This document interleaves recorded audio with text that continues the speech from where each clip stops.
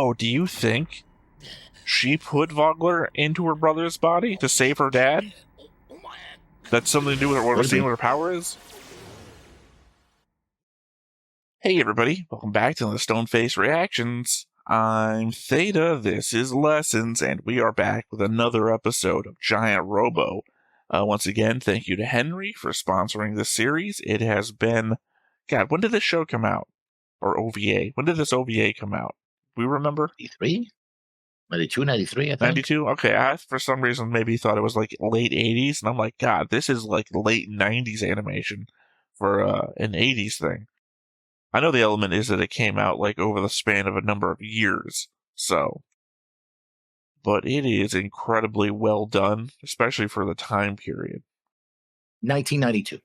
Yeah. So, yeah. With the original show being from 1967. Yeah, well, I'm not comparing it to that because I've never had an experience with it. More so, but just again, the element that it is incredibly well done, animation-wise, voice acting-wise, for anything I could consider from the 90s. Oh yeah, pretty well done. Pretty well done. All right, stunning review.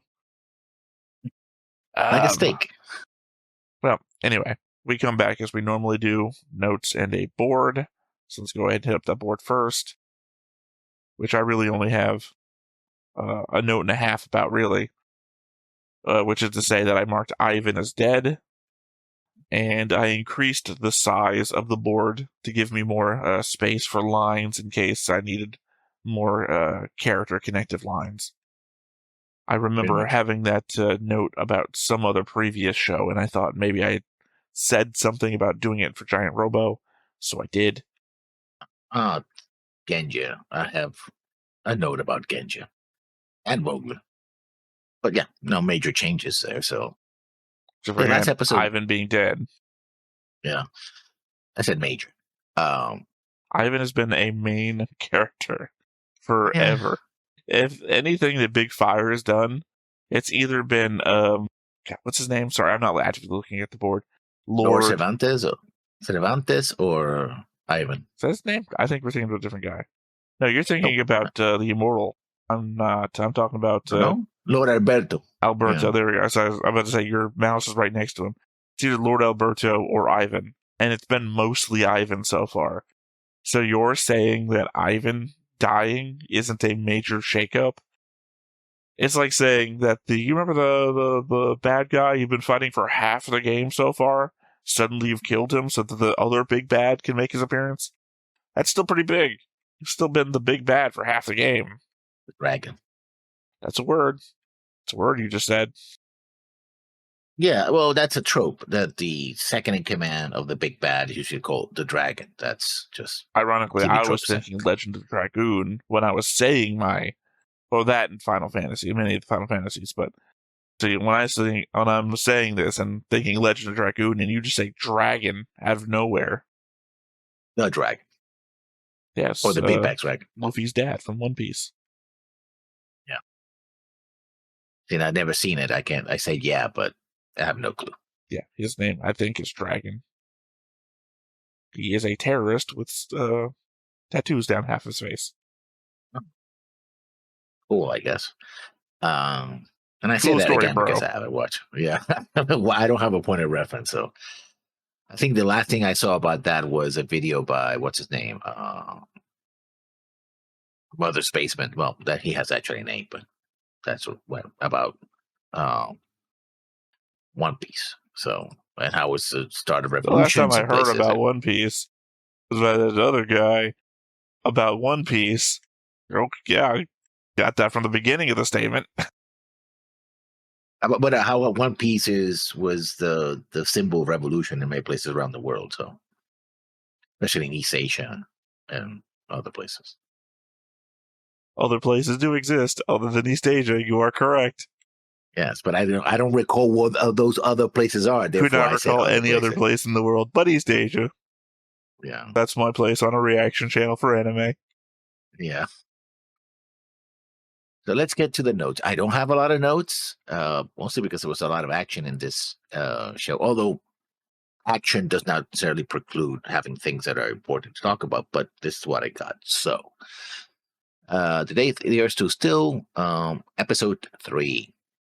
And then the capsule lands on top of some poor fisherman, making them Shizuma's last victim.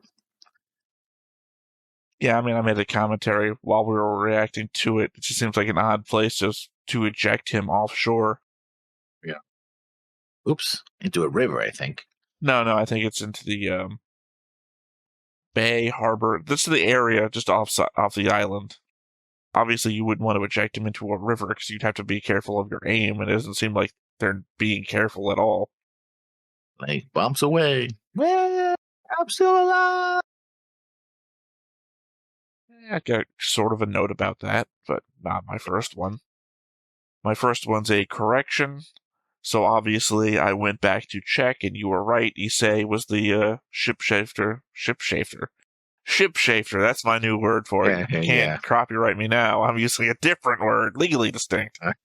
Issei was the shapeshifter, and Yoshi was riding on his back in episode 2. For some reason, I remembered it the other way around. I think he's a she. Yoshi would no. I said what? I said Issei was the shapeshifter. I'm doing it again. It's in my head now. Yeah, Issei was the shapeshifter, and Yoshi was riding on his back. Issei is a he. Yeah, but Yoshi's a she. I didn't say their sex. You're correcting me on something on his back. On his back. His is Issei. Listen to me again. Issei was the shapeshifter, and Yoshi was riding on his back. Issei is the one whose back is being ridden on. Issei is a man. Yeah, that's right, yeah. That's what I'm saying. What the fuck are you correcting me about? We already went through this last episode where I said, Yoshi's a woman. Because I didn't recognize that before, so obviously I've already recognized that. And then... You're right. You're absolutely right. I apologize. Just say, what the fuck are we doing? Yeah. You came for violence already, man. Don't get confused about the confusion. Anyway, my next note, as I do, it's necessary. It is necessary for you to explain yourself, and your arrogance is what led to the inevitable result. That's about not arrogance. Yeah, you're talking about Shizuma. Yeah, or Shizu. Who says, yeah. I don't have to explain myself. Well, if you don't explain yourself, then you don't give the kid a chance. The impulsive kid who wants to be a hero and has a giant nuclear power robot to not use the giant I think the problem is you're saying he says he doesn't have to explain himself. He doesn't even say that. He doesn't say you don't have to explain myself. He says you follow orders or you're not a... I think he did, actually, but... No, he did because I also have a note, like a paragraph about this, but he doesn't...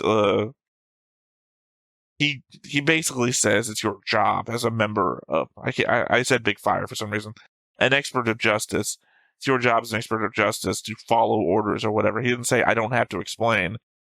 Because that's the entire impetus of him begging for an explanation, and the dude never gets it. Either way, he doesn't give the explanation, and, well... As I said, I've got a future paragraph about it, but it's not even on my notepad yet. It's so far down. I don't have a lot of notes. I just have a couple of paragraphs. So, I still think it's odd that there could be confusion about how Vogler could survive the explosion if we know that the other scientists were at Ground Zero with him. We saw them scramble to get away on foot from an explosion that destroyed a country. Frankly, I don't think any of them could have survived, but we exist in a world where everyone accepted that the majority of them did.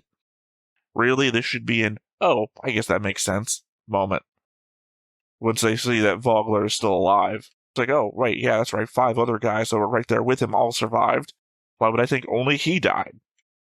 Well, the show really says that he dies, but, What's I'm saying, if 5 other guys that are in a room with you survive an explosion, and then you just suddenly mysteriously have vanished, assumed dead. Why? Why would we assume you were dead? Now, this goes to the whole Robo has a nuclear power plant as, its power plant. It's the fear that if Robo's containment, I should have a yes there, containment gets breached, it will contaminate the area it is in. But Big Fire is already killing millions around the world, so that shouldn't matter. Or maybe that if the world gets out about the power of giant Robo, there will be a nuclear power giant robot race. but we already have giant robots messing things around, so that's not a thing. Um, outside of the quote unquote nuclear weapons, nuclear energy taboo that is sometimes said that Japanese animation has, which is not consistent. I don't get the panic about, oh, it's nuclear powered, it's it's a danger. It's like, yes, please tell me what the specific danger is. I have, I think, 2 different paragraphs about this already written myself. So my first concern here is, where did you put the apostrophe S? Robo. Robos, okay. Because you said containment, I'm like, containments? I was very confused. I was lingering in my head the entire um nuclear anxiety that appears in animation for long periods of its history. Yeah, like I said, I've got 2 different paragraphs addressing this thing. One that starts off with the nuclear angle that you're taking, and another is a supposition that he's actually not nuclear powered, as per what the show is giving us, that there's going to be a subversion later. So I'll touch each of those as I get to them. I reacted to the commentary track for the Patreon side for last episode, and this time it was a couple of the animators. The most interesting thing I thought was when we got the Shizuma funeral scene, them discussing how to draw someone as dead. Because in an animation, the difference between a living and dead character isn't always motion. Lots of characters stand still for periods of time, and you don't implicitly believe them all to be dead. So how to convey that a person is dead in that manner is a difficult proposition that they brought up. They went on for a while about it, and how difficult it was to do. Unfortunately, here, a month later, I don't remember what the thing was, as the very next thing that stood out to me was how they pointed out the Twin Towers in the exact same way that I had in our reaction. Yeah, because they're talking about, because the very next scene after Shizuma is the ball going across America, and it goes through New York, and the Twin Towers are there, and there's like, oh, Twin Towers.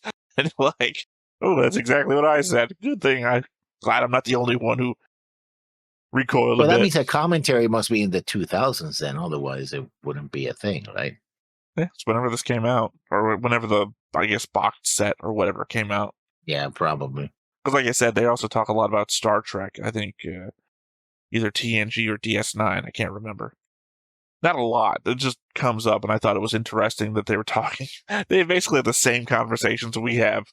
We would just go segue off on stuff. So, Ginrei is Vogler's daughter. That's what we're told multiple times, but gets confirmed in this episode. Yeah. So I was thinking towards the beginning, because I wasted maybe half an hour, 40 minutes doing a thing related to something she said. And then you're talking about later when she's looking up at Vogler, and she said, father. It's my father. Although there's that weird pause in that. It's like, it's my father. Like she was going to say, it's my brother. No, it's my father. Because, the element that we also think that, or you thought specifically, that the brother might be the father or something like that.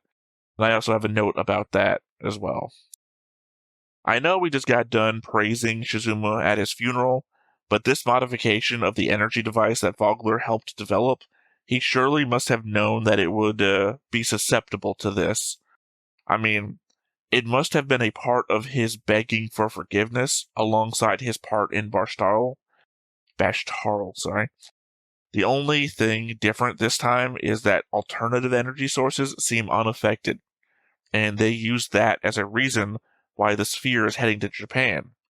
Has it been implied before that Japan is a major source of alternative energy or something still?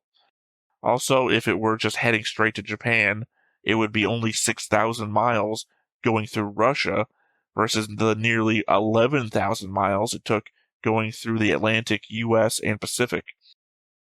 We were given no particular reason why it would went to attack America specifically, and they seem to imply it would be obvious why it would attack Japan.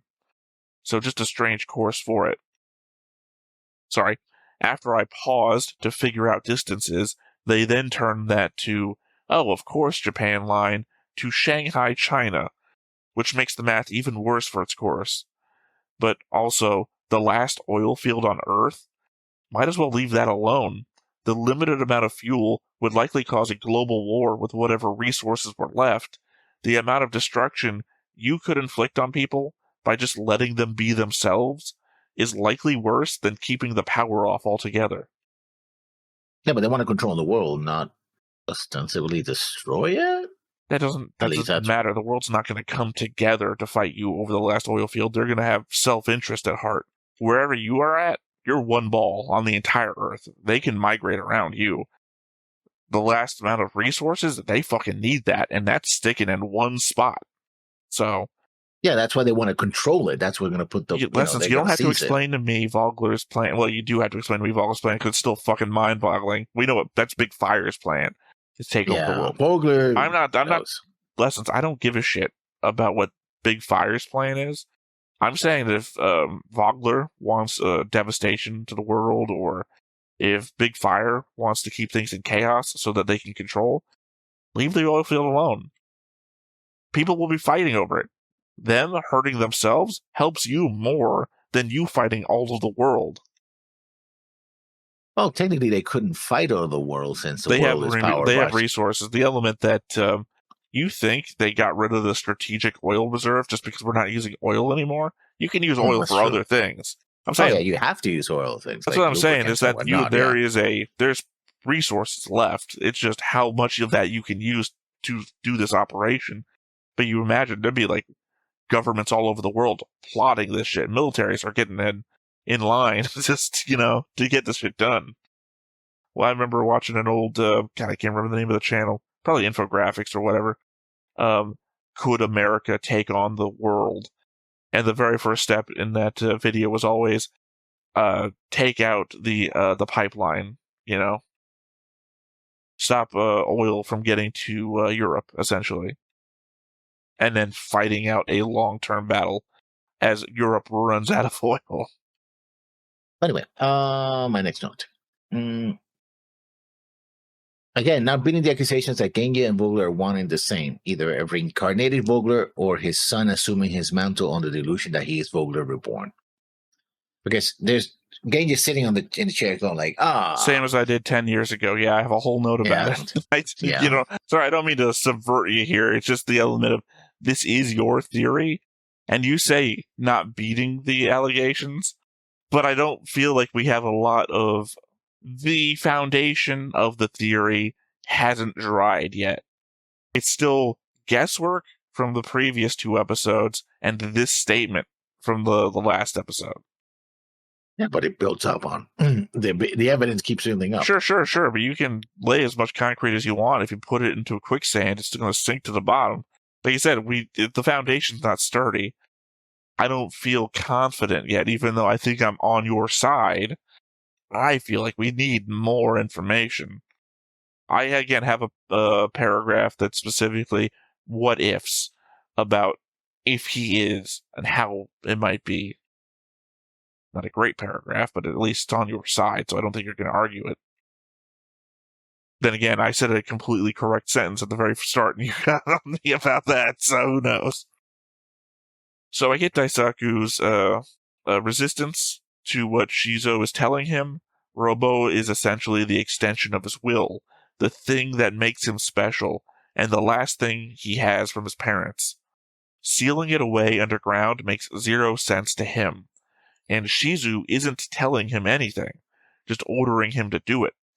Daisaku isn't a soldier.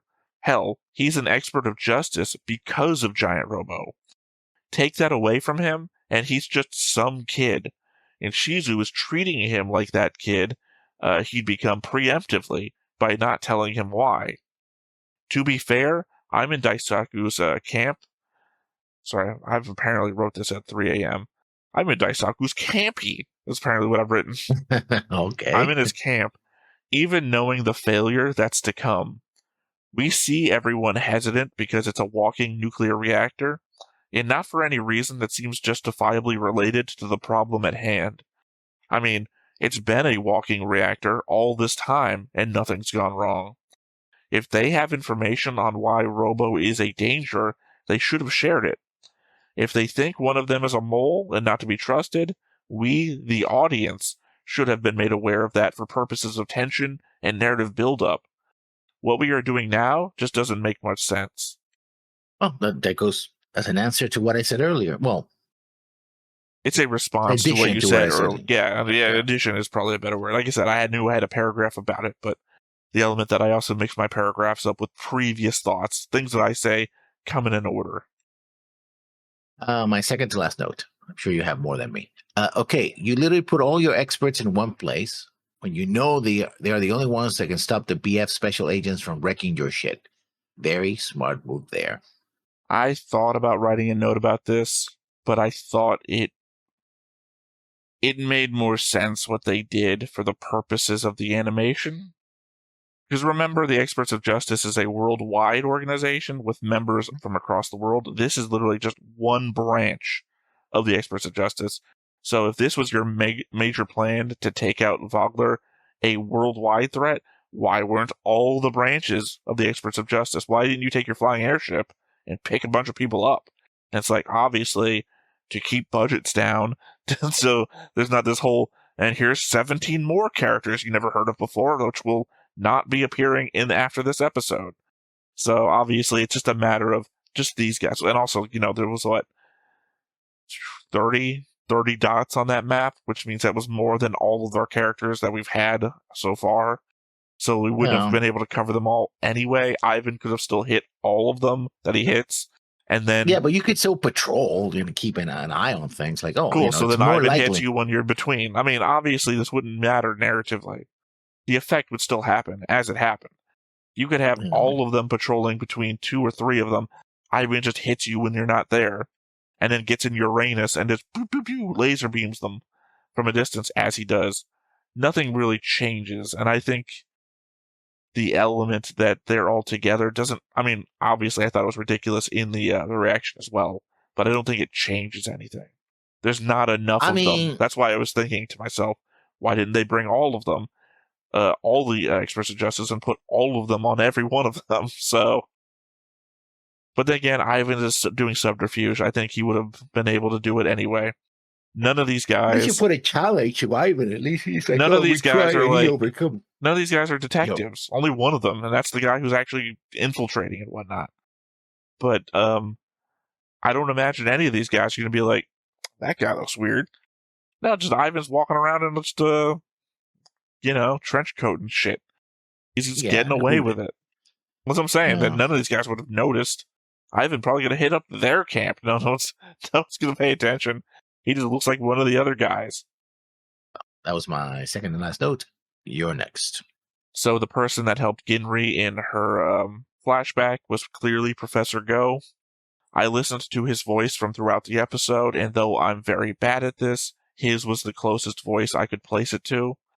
Plus, he and Ginri seem to have some connection to the past, so it makes sense. Just also odd that he used to have a business haircut and normal clothes, and became this guy who he is now. And my last note. And of course, Giant Robo not only fails to stop the sphere, but he gets his arm smashed to pieces.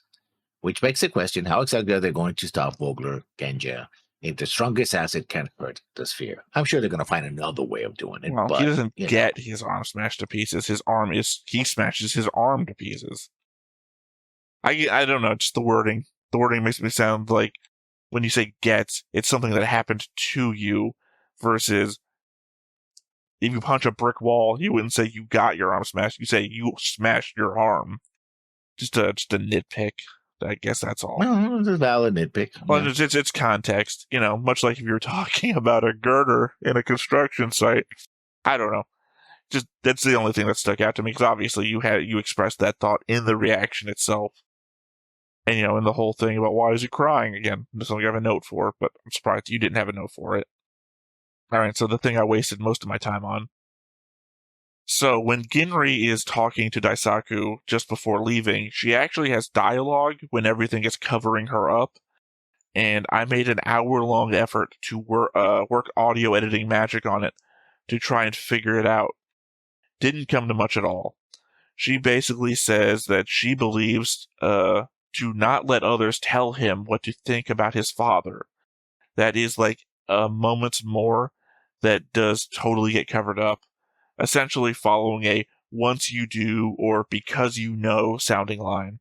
Essentially what I did was I clipped the segment, ran it through UVR, which separates the thing from the audio, and then I just super listened as hard as I could to the remaining audio, which would have been her voice, but it's still barely there. Clearly, her own thoughts about Vogler being reflected onto Daisaku. Funny enough, just before I started trying to break down what was being said, I was going to write a note about how I thought his father might be in Robo, given its automatic response to save him and the way he seemed to regard Robo when he was talking about his father not responding to him. I suspect will just be revealed later, a callback scene where we will hear what she said, or a reveal of Robo's actual origin. I mean, we know Big Fire made it, and that his parents were apparently members of Big Fire by, has to be association if they had it. It's either that or they stole it from Big Fire. And that's not said, but, he's leaning over the railing, talking about his dad, and why his dad doesn't respond to him, but he's looking at Big Robo, and that's like, maybe that's why it cries at the end. It is imbued with consciousness of his father. I don't know what the fuck his mother would have went, but yeah, usually get ditched. Which is again the element of what she's saying, and it's regarding, don't believe what others tell you about your father, and obviously she's reflecting on her own father, which is Vogler, so it makes sense in a connective tissue sort of way. No more notes. Oh, I thought you said you had one more note. No. Okay, well I only have three more. Maybe Vogler put his mind in Genya? Could still be the son inhabited by the father? Genya says, as I did 10 years ago, implying that he was there and the one that did it. We constantly get flashes of Vogler and Genya over top of one another, so either Genya is Vogler literally, or Vogler in some other sense. I mean, my simple explanation has always been that this is Genya avenging his father, obsessed with his father, and taking his place as his father, right?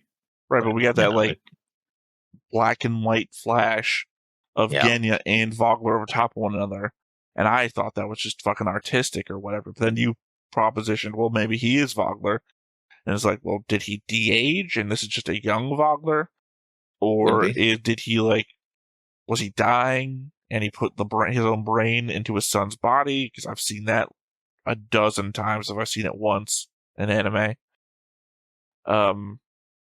Yeah, I don't know. I'm just propositioning what could possibly be happening. Just to throw out a theory before it's too late to make one, but what if Giant Robo isn't nuclear? What if it's actually powered by the third Shizuma drive that they are after, and the one that we keep seeing is a decoy? That is the reason that they wanted to hide Giant Robo away, to ultimately keep it away from Big Fire.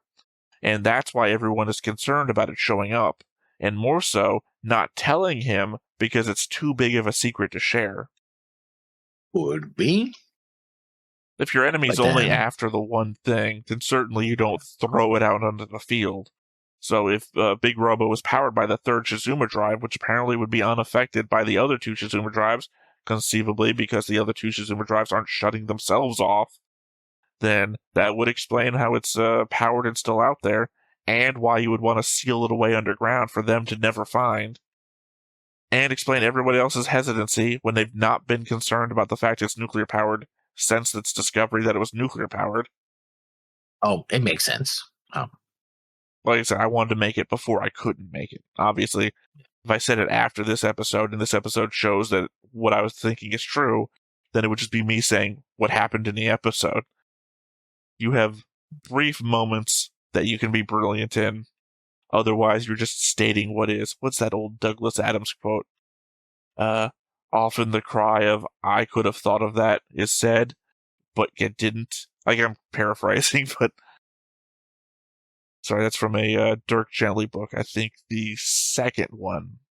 No, that's the first one, isn't it? The Professor in Time was the first book. I haven't read it of the Dirk Gently. I read all the What's the other one? Well, there's the two main ones. One is the Professor Chronatus. No, I think it's the same one. Guide to the Galaxy. I read it. Guide to the Galaxy. I didn't reach. I believe there's two books. In my head, there's two books, and suddenly I'm putting them both together. Professor Chronatus, who has time travel shit. Yeah, no, because the horse comes through his bathroom, and I believe that's the horse that the robot who thinks thoughts for you is riding around on. God, is that the same one where the alien spaceship landed on Earth a long time ago, and like the ghosts of the aliens are just trying to do a thing? Yeah. Dirk Gently books, man. Yeah, no, there's definitely two, because I remember Thor comes back for the second one. Nah, I'm sorry, it's just a jumble in my head. The mysteries that are the way Dirk solves mysteries. God, was it not homeopathy? What is it called? I mean, I don't. I know, but I'm hoping you can just like tangentially be able to help me figure this out by figuring out the word that I'm trying to. I mean, it's Dirkly and okay. Something Let me just describe the word for you, and maybe that'll get you there. That everything is interconnected by incidents. Incidents or coincidence? Coincidence, incidents, same thing. Doesn't matter. It's an H word.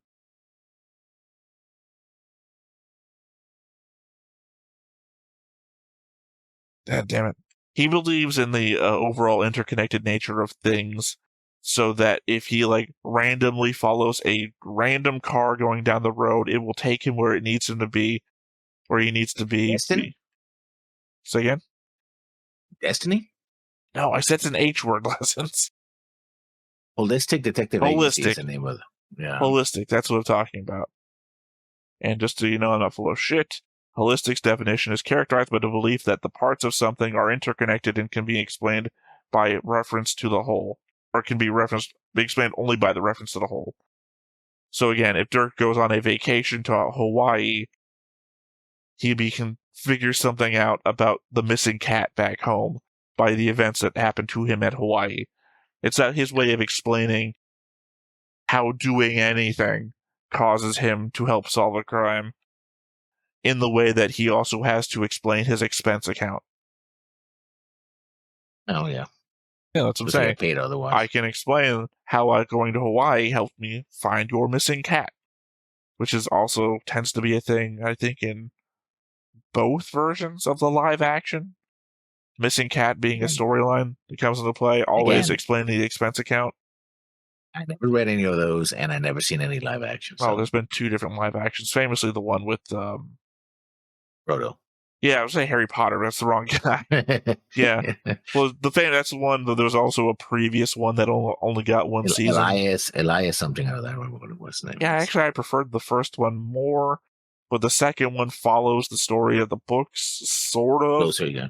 Yeah, sort of. Not really, but sort of. Also has, what's his name? Wash from Firefly, so obviously that's bonus points no matter what you're doing. Oh, he has a new podcast with Nathan Fillion. Because why wouldn't he? I listened to them. Yeah, he has. It's called We Were Spacemen. The first episode was is that what that is? It's in my feed. And like, yeah, but it looks like a podcast, and it's like, I don't really listen to podcasts. It is a podcast. Well, I know it's a podcast because I moused over it, and it's the same image the whole way through. So either it's a very uninspired YouTube video, or it's a podcast. And it's like, I just don't listen to podcasts. Not since the old canon book club for Star Wars, which was Jesse and them, but that's been a while too. I'm more likely to listen to an audiobook than I am to a podcast. And to think that iTunes was the one that started the whole podcast craze back in the day. My problem with that statement, my problem with that statement, Lessons, is you segued from nothing. So we were talking about podcasting, it's like, and to think iPod, that's like you just wanted to inject iPod into that. I got something to say about iPod, so I'm going to bring up iPod. It's like, I mean, literally, that's where the pod in podcast comes from. Well, no, it's the element you could have just said, did you know that iPod is the reason why? Like, that would have been more natural. And you'd be like, to think that, like we'd been talking about iPod. Well, I said iTunes, which was software for the iPod, but yeah. That's the thing that you clearly wanted to say about it. He said you brought it up because it felt like you had something to say about it, but you brought it up in a non-natural way, which is why I'm now commenting about it. It felt like a weird injection out of nowhere.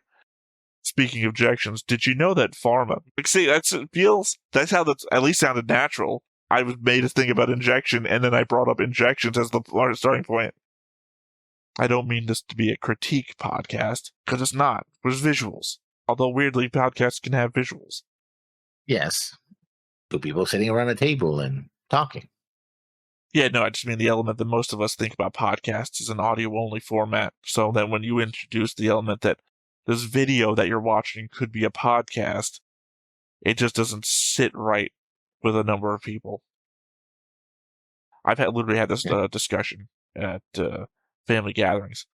You're talking about watching a video, and then somebody said, "Did you see that podcast?" And I'm like, "No, but I watched a video about it."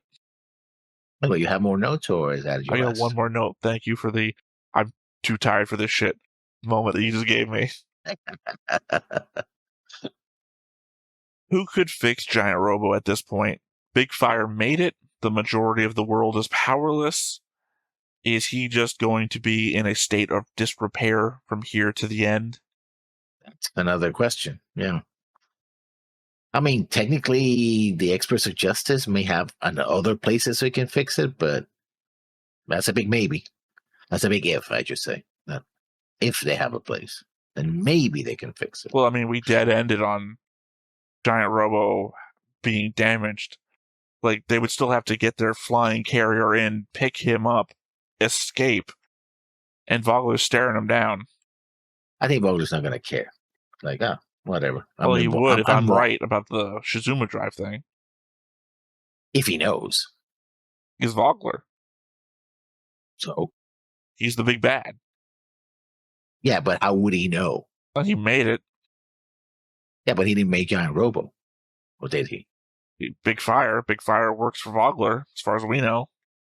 But if that's the case, then he would have sought out Big Robo from the very beginning to capture it. Maybe he was. Maybe this was all a thing to lure Big Robo out. Didn't seem that way, especially when they attacked their base. The giant eyeball thing didn't attack the base. No, Big Fire attacked the base. Big Fire, yeah. They should have ordered Big Fire to capture Giant Robo. Well, Big Fire seems to be 10 independent actors with a bunch of subordinates. But he's supposed to be in charge of them, apparently. At least I never said Vogler, that he was supposed to be. I just said it seems like they are. And the fact that Genya is one of the 10 masters of Big Fire. Yeah, but it doesn't seem like the masters agree with one another as per that conversation that was like, what, episode 1? Where it was Genya across the table from Lord Alberto. And you had, what's the samurai-looking dude called? I closed the window with it. I'm assuming you were on the board because I'm not on the... Well, I am on the board, but I'm not messing with it. Oh, great. And it does that thing to me. Ko and Shaku. He's standing beside Genya, and Lord Alberto has Ivan next to him, and then they kind of like do an exchange of fighting, implying that the 10 masters of Big Fire are not... They're allies of convenience, or by the organization, but not like allies to each other. Well, I mean, just saying that would make having these massive plans, like we need to steal the thing from that group or whatever, more difficult to do, and might not imply that Vogler is in control of an organization, that Vogler is in control of 10 individuals individually. And their resources, apparently, which are worldwide resources. Well, the resources might be Big Fire's resources. Big Fire can be an organization that Vogler controls, and that these people are the 10 people under Vogler that he brought in, that he controls, again, individually, but aren't like in a, I don't know, hierarchy of Big Fire. Well, they do mention when they're talking in Paris, Ivan and Lord, what's his name? Alberto. Alberto, about, what are the boss's real plans? It's like, well, if they do this, but that doesn't make sense. Well, Lord Alberto is a boss. Yeah, Ivan is a subordinate to Lord Alberto, which is why when Alberto shoots at, what's his name? The hair puff dude who wasn't actually hiding, and Ivan thinks he's shooting at him. He's like, "Oh, I'm sorry, master." Immortal Masamune, yeah. Well, he has an actual name. We're not calling Lord Alberto. That's the last name. Last name is Masamune. Yeah, no, but I'm saying you're calling him by the nickname though. Lord Alberto's nickname is the Impact. We're not calling him Alberto the Impact. We're just calling him Lord Alberto. Yeah, the by the same token, Kenji Masamune is the Immortal, and you're saying Masamune the Immortal, which is connecting the two things together. It's just a weird thing to do. I mean, I would say it's probably just easier to remember him as the Immortal than we'd be calling Lord Alberto the Impact, which was said like once, I think. Yeah. But again, so was the Immortal. But no, like I said, I consider it more like Big Fire is the corporation, and that it is a corporation that is filled with not independent actors. What would you call them? Contractors? Maybe. Dueling agents? Well, I was trying to think of what you would say for a now that word's escaping me. PMC. Like a PMC is filled with private contractors. Mercenaries? Well, I guess mercenaries works too, but maybe I would say I'm going to lean more into private contractors. Big Fire is an organization that has the resources of Vogler, which is probably the worldwide element, and that the 10 masters of Big Fire are like private contractors. Or if you like put it into Mega Man terms, that Vogler is Dr. Wily, and the 10 masters of Big Fire are literally the robot masters of Big Wily. That's a different game. If they are. Well, I was actually trying to think of the X series, and I couldn't remember Sigma. That Sigma is Vogler, and that his 10 robot masters are Big Fire's masters, and that the Sigma's lieutenants, or whatever you want to call it, are essentially robots with their... I mean, they're not even robot masters. That's a pre-X conceit, because these guys are intelligent of their own will. Wily controls the robot masters because they have no free will. These guys have their own intelligence, and they do what they fucking want. And they just are doing what they assume to be Sigma's will. Hopefully this episode will clear that up. Hopefully. Yes, I'm sure this conceit that only we've come up with in the now, here in this particular episode, will be the thing that this episode focuses on. Would be. All right, well, that was the notes and the board, so nothing left to do, I think, but to hop on in and see what we get. But before we get started, make sure that you hit the like button, hit that subscribe button, comment down below to feed that algorithm. On top of all that, if you want to watch more shows like this, unfiltered, uncensored, and uncut, as well as some early access stuff, you can check it out over on the Patreon. It's just $5 a month, but hey, no pressure. There's zero pressure in order to do that. It's just a little bit of extra support, and it would be greatly appreciated.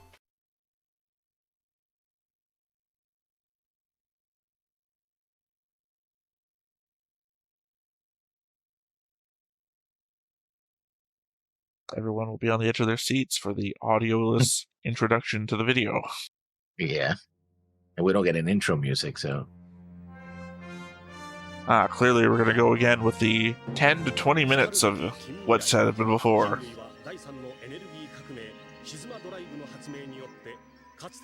The Shizuma Drive thing looks like a cell, right? Dividing onto itself. Well, you might remember that I had previously suspected that it was going to be an otherly dimension sort of thing. Organic of some sort. Well, that's what you're saying. Well, I don't know. Remember, I also previously suspected that the giant eyeball was going to be an extra-dimensional creature, so... See, cleverly, if we look at it from the bottom up, we have no idea what angle those hands are at. Yeah. For all we know, it could be an all-hands-in, three stooges, three amigos, three musketeers thing. By which I mean the candy bar, obviously.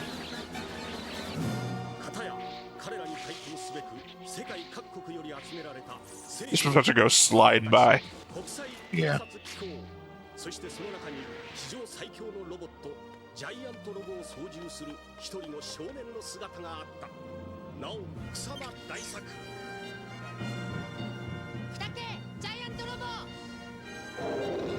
the way, I really do like the English dub of this. It's good. Yeah.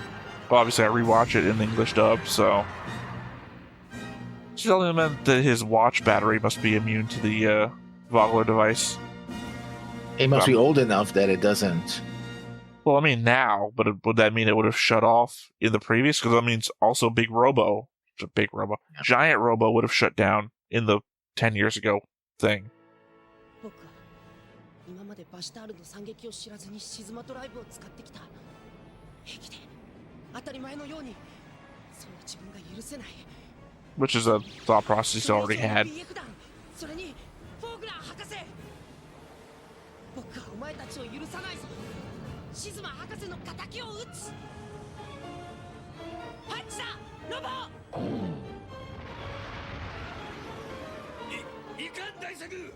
安には手を出すな。やめて、大作君。Again, I just assume that this is meant to show us also how strong the sphere is. Yeah. So that if another military tried to attack it or something.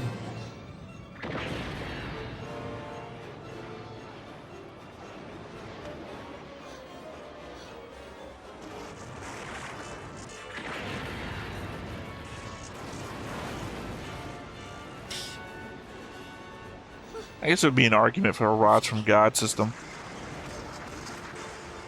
Yeah. Wouldn't be affected by the power outage also because this is proximity based. Presumably the satellites are still up there working just fine. Twilight of the Heroes have yet to toll. Yeah, it feels like you missed a word or two in there.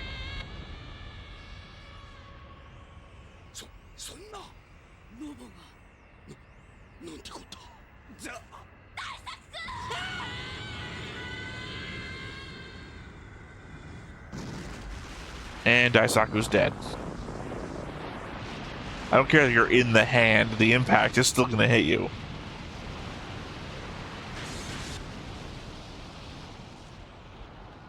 That's that old argument that if Superman catches you mid-fall, you're still dying. You're falling into Superman's arms at the same speed.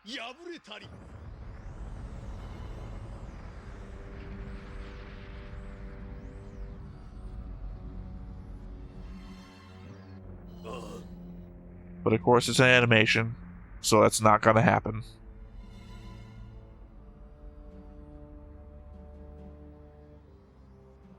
Did we forget to color in his hands? I don't remember him wearing gloves.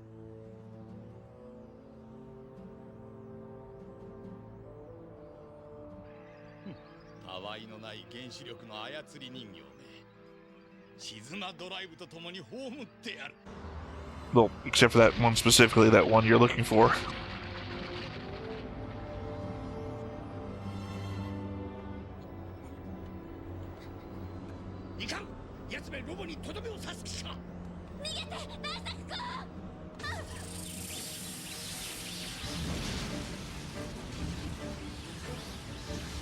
Okay, if 30 of these, we had 30 of these things, and if they could do that to hit.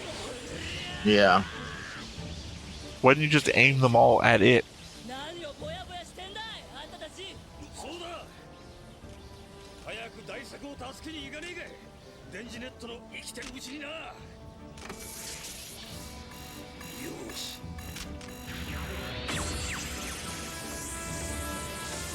You do remember that a number of them were destroyed, right? Yeah. He hit a lot of them. Yeah. And remember, the net is just to throw this thing into space. It could still come back.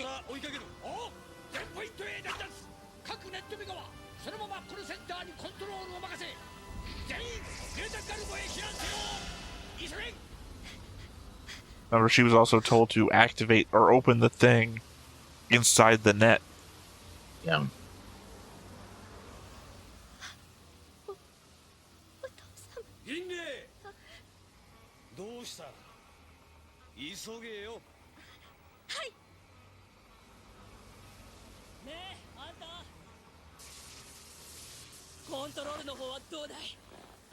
Oh, sorry, are you two a couple?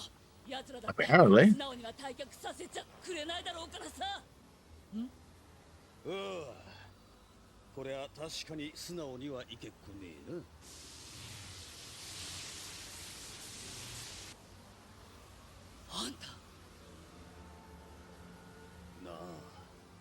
heroic sacrifice time. Look after my brother. You're technically kind of his mom now. Yeah.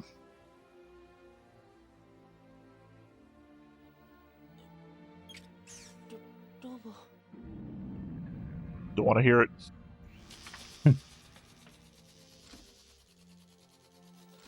だってロボ逃げるんだロボ Oh, I thought we were about to see Rocket Fist.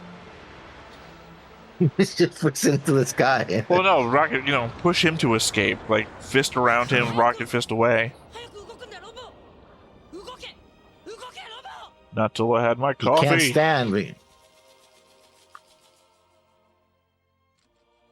Well, I have to imagine that all that shit we saw coming out of his arm is like all of the hydraulic shot, which means he's leaking fluids from the rest of the system, too.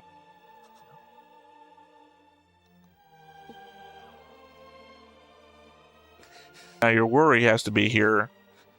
Is all that liquid that we saw coming out of his eyes the coolant for the nuclear reactor? Could be.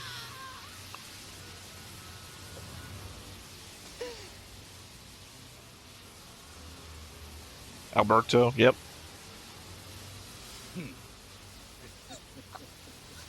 I was actually a friend of your parents, and I'm actually here to save you, as opposed to that creepy-ass grin that I just gave you.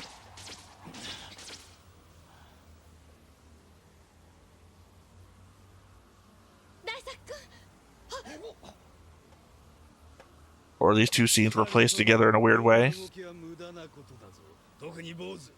お前はちと厄介だ。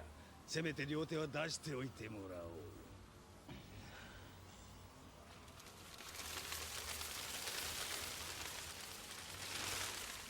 う。おお、危ない危ない。ん？お前の持っているのは例のケースだな。小僧の首を吹き飛ばされたくなければ素直に渡してもらおうか。I mean, legitimately. You hit any part of him. Doesn't matter. How could I forget your one gimmick? One gimmick, I don't know what I'm saying. He's all gimmicks.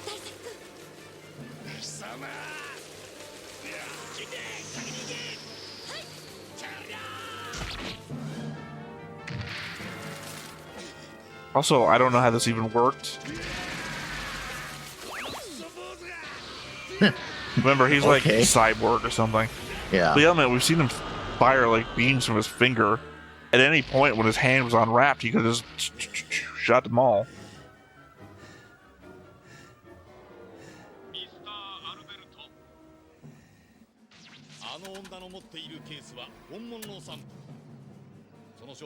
See this cool upskirt shot that I got? Of my sister?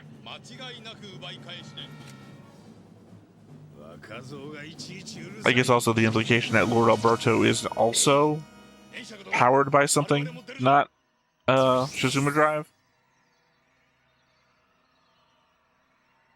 ご覧ください。これが上海のアタッシュケースから送られてくるデータで作り上げたあのサンプルの疑似体です。普通のものですとあのアンチフィールドのため送信不可能となりますが、銀霊の持つあれ自体が同じマイナスドライブですからかえって不都合はありません。 Oh, it's a copy. They copy it. So you're saying I might be right.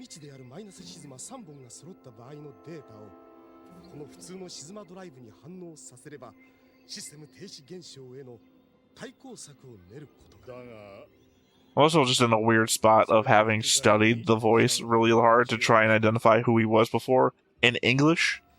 Hearing him with this voice now, throwing me a bit. あまりに大きすぎる代償を払ってしまったようだ。何をおっしゃいます。長官の部下への思いは我々は痛いほど存じております。そう、例えば大作君のことです。Yeah, certainly he would do something crazy. シズマ博士を目の前で殺されたことで、たとえロボを自由にできたとしても、その実、自分は何もできないただの子供だということを嫌というほど思い知らされた。 その反動で暴走する幼い心を抑えるには彼の出撃を止めるしかない。だが結果はこの通りだ。いいえ、まだ何も答えは出ておりません。それに長官はいつもおっしゃっているじゃありませんか。戦いは己の力を出し尽くした時こそが本当の始まりだ。Preferably the battle begins after that. ゴー先生。Yeah. 今はただ彼らを信じることが。 Now let's continue our honeymoon.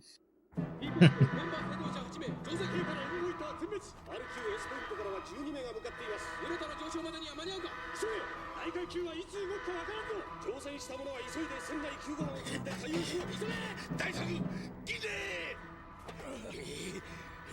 大作と銀霊はどうした。実結集に。You know, if I pass into you, you're supposed to help me. That's what's threatening me.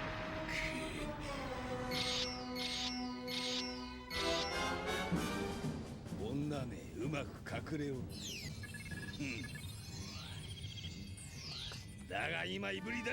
They say he's clearly being powered by something. Yeah.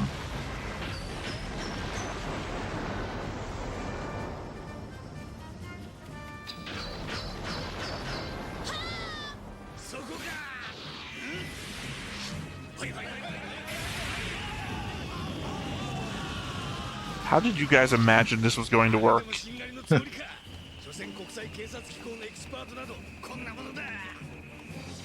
Yeah, how many human shields do you need to stop the bullet from penetration?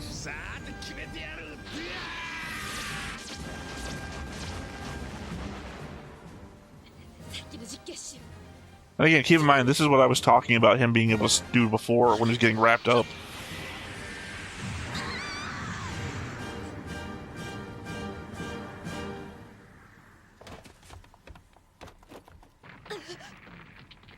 Alright, what are you gonna say? That's my sister or that's my daughter?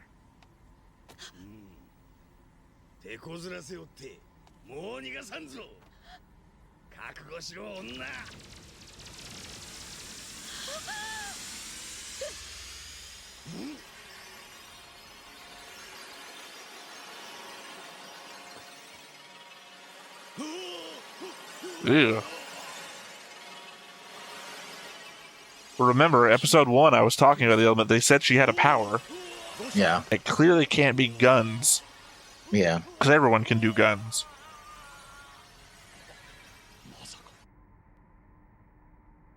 Oh, do you think she put Vogler into her brother's body to save her dad? That's something to do with what we're seeing what her power is?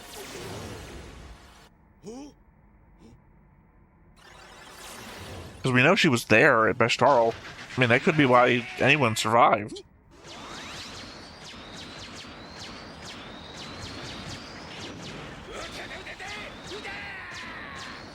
Dude, looks like you're getting shot in the back. Yeah.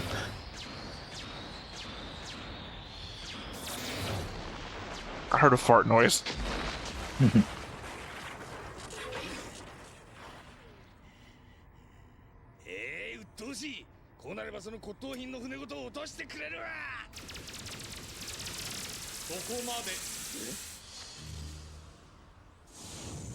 I legit thought at any moment he was going to stop this guy, but he like never did until now. ケースを取り戻す前にこの上海油田予告通りに爆破する。なんだと貴様。本気です、ミスター・アルベルト。 Lord Alberto, thank you.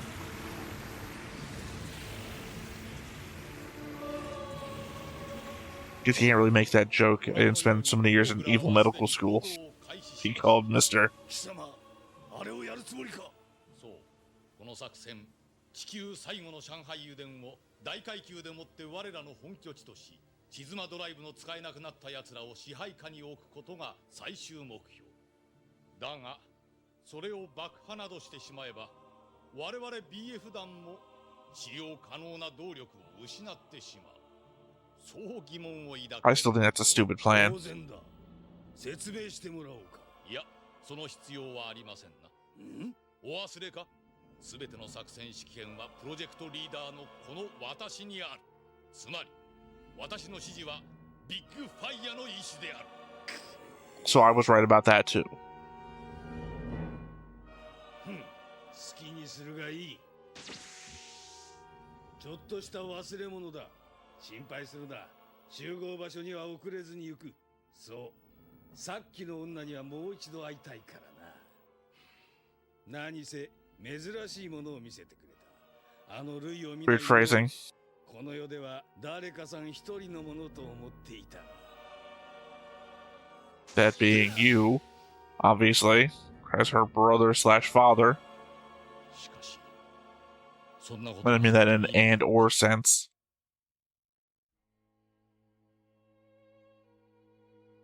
Sorry, I was calling it creepy because the element that he blew most of her clothes off. Yeah, yeah. I saw something very I got interesting. that part. Yeah.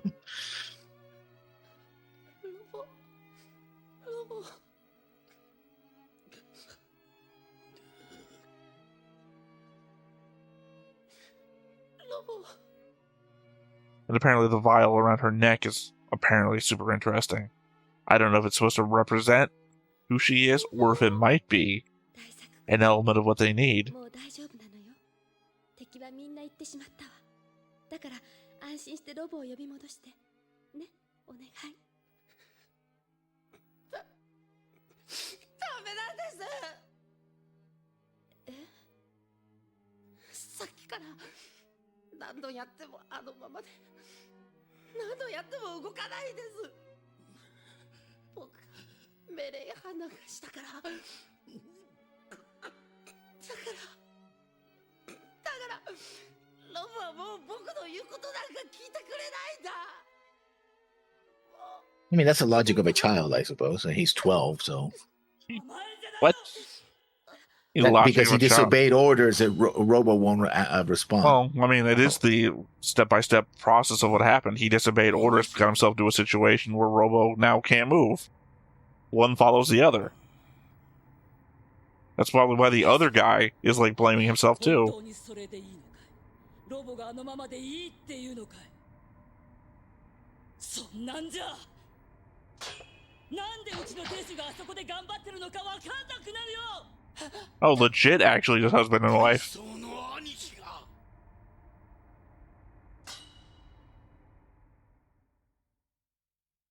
Which I guess makes you my sister-in-law. あんた頼みって。どうもいけねえや。この野郎 Doesn't make sense. They seem like they would be a good couple. やられたみたいでな。誰かがこいつについていてやらねえと、あの大階級をおとなしくさせることは無理みたいだ。じゃあまさか。ああ、この作戦見事に完敗だった。でもな、予定通り奴を宇宙へ放り上げられなくても、せめて足止めぐらいはしっかりやってやらねえとな。そう、もしこのままロボが上海でやられてみろ。ことは原子力だ。それこそ静まドライブどころの騒ぎじゃねえ。 I mean, we haven't tried blowing it up with a nuclear explosion. こんなことでとんでもねえ悪者に終わらせるわけにはいかねえんだ。あんた。さあ、先に行け。ここは一人で十分だ。 I legit would trade all of the moments we've had with him and his brother for more time with them so we could see how that worked. ロボのためでもね。わかるだろう。 I would almost feel like the implication was Daisuke's our son. I mean, I don't think that's proper. In my head, it's not working out, but the way that they're talking and then the transition to Daisuke on the bridge. 衝撃の大将、そろそろ決着をつけたくてな。 You know, now that I'm at 100% and you're still braced with an R. Yeah.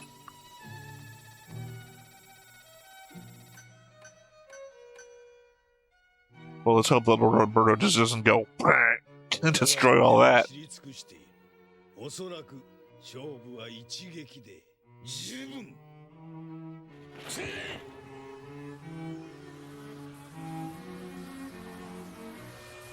Yeah, he's gonna die. Well, yeah.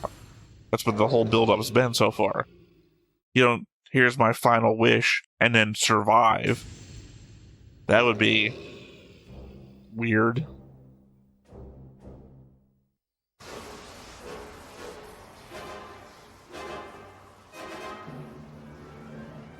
Just let the giant eye open up and see the fight.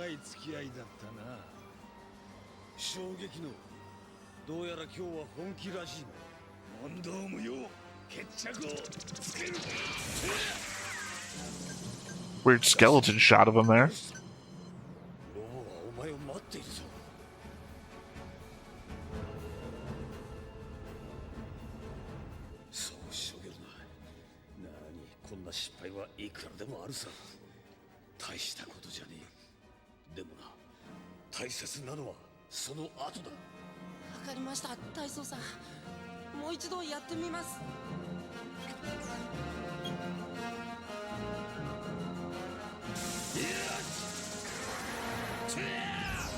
But what's going to be different from here and now? I mean, here and then.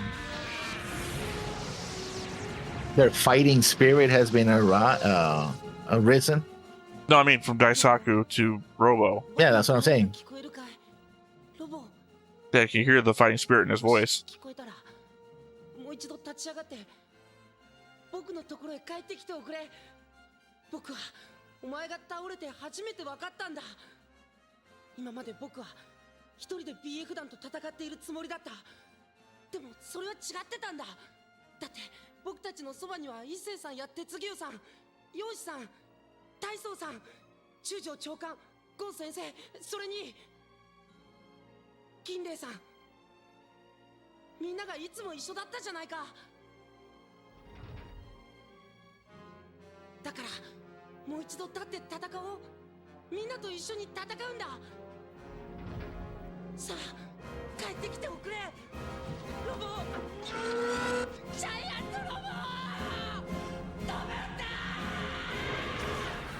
Again, I think it only works if there's a person in that machine.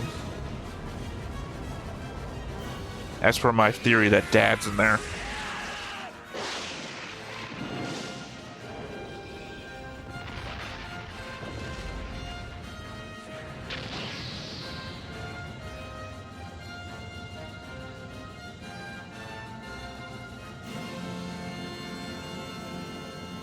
It'd be a hell of a landing because we know it comes in from the bottom of that thing.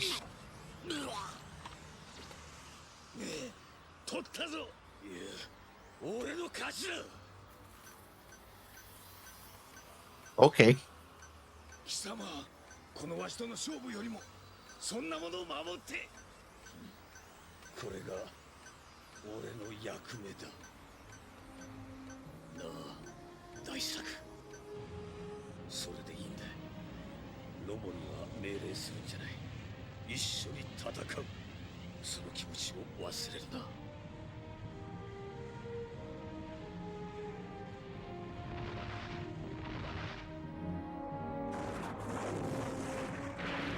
That thing would be dragging down the whole airship. Yeah.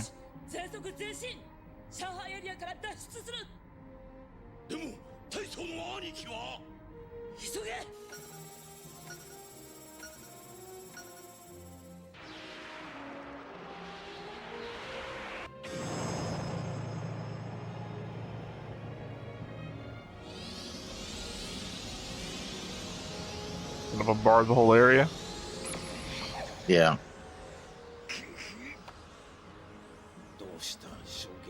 I guess it is organic. I guess we were both right. Oh, no way, I can't tell anymore.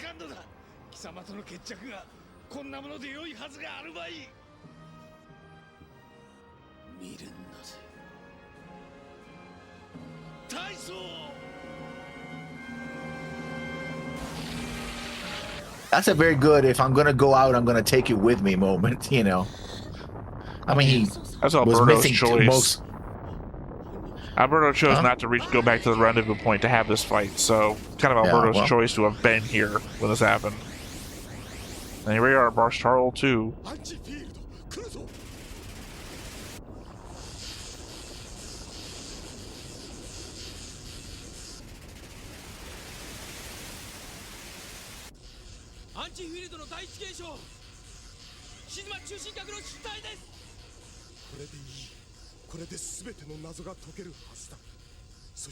Really? What are those questions? Does it work? What are you saying? We'll get the answers. Not that this answers. 君大丈夫か。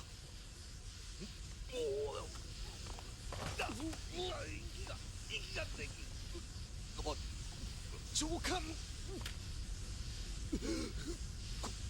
これはまさか。そんなこのサンプルはフォークラ博士はいかゴー先生。 More confused now.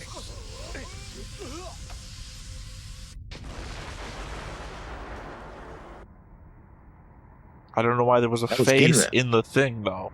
And it was Ginra's face, not Vogler's. Well, no, it was somebody else's. Or maybe it was Child Ginray, but it wasn't. Because that wasn't the face of anybody in the show right now. That would be a flashback face.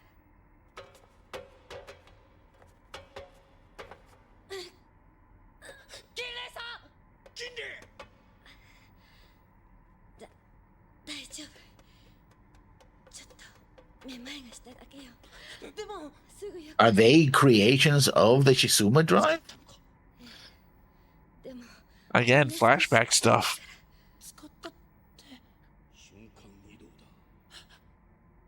演じれば地球の裏側にでも瞬時に移動できる。こいつは BF 団の10結集でさえ扱えるやつのないすげえ能力だ。だがな、同時に銀霊にとっちゃ諸刃の剣だ。使えば命が危ない。まるで力と引き換えにするようなもんさ。あの時にそんな力を使って。そう。10年前のあの時もこうやって助かったの。I mean, that explains her. And Professor Go.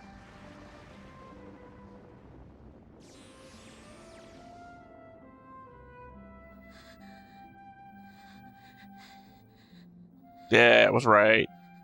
It's Professor Go. じゃあ、金麗さんはフォーグラー博士の。何も不思議ではない。今聞いたのが本当ならば、あのバシュタールの惨劇を起こしたのは銀霊の父親だ。だが、お前の父親も BF 団の最強兵器としてロボを作った。そんな風に他のみんなも似たり寄ったり何かしら過去を隠し持っている。そう、みんな普通の世間じゃ表だって生きてはいけぬ身。いつ何時もこの身がどうなろうと、どこで死のうと誰も悲しまない。But at no point have we yet mentioned a brother. 大蔵さんがいつもそう言ってたわ。そんなことはねえ。そんなことはねえよ。兄貴が死んで悲しくねえはずがねえだろうがよ。それによ、小さい頃に俺を助けてくれた時、生まれた時は違っても死ぬ時は一緒だって言ってくれたわ。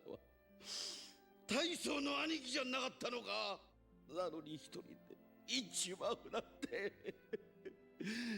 でもな、こりゃみんな俺がバカだったな。 I told you he was up here regretting the shit. Even before his brother's death. これはすべてお父様のせいよ。だって今度はお父様は間違いなく自分の手でバシュタールの惨劇を演じたんだから。Well, fair point. This time's on purpose. Yeah.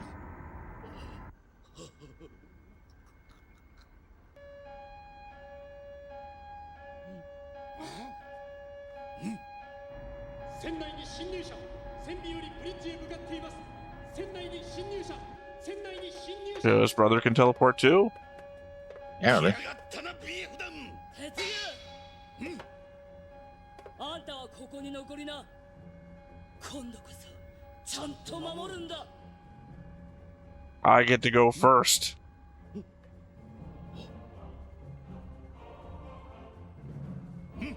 勝ってんですよ、姉さん。おーし、船の価値は自動に切り替えろ。全員撃って出る。 I really appreciate the enthusiasm, guys, but I don't. Maybe you guys should preemptively go to the escape pods. そいつを持って大作と一緒に飛ぶんだよ。どこでもいい、できるだけ遠くへね。そこであんたが命尽きようともだ。conceivably, if you're gonna do that, she could teleport to like the fucking moon or something, and no one will ever get the drive. But she'll die, but I just mean that she could teleport it away to a place no one will ever get it. Middle of the sun, whatever. いい大人になるんだよ。養子さん。さて、一応やったろかい。全員参加いいね。絶対にブリッジに近づけるんじゃないよ。 At most, I think one of those people is coming back.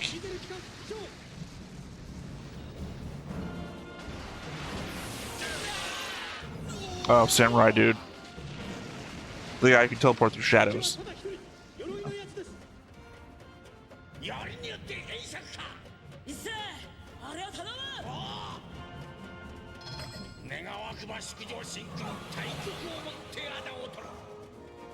And Issei just has the most powers.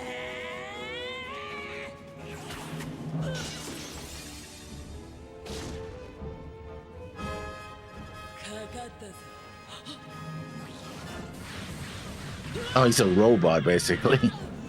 I don't know. I mean, that would fit. We've got a ton of cyborgs already. It just feels like it'd be more of the same thing.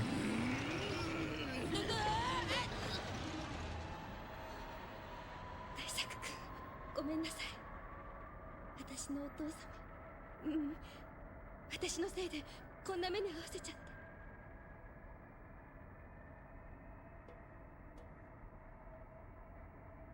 て。でもね、こんなことになっても私。 As for that thing I was shouting at you last episode that most of us didn't hear. あなただってそうでしょ。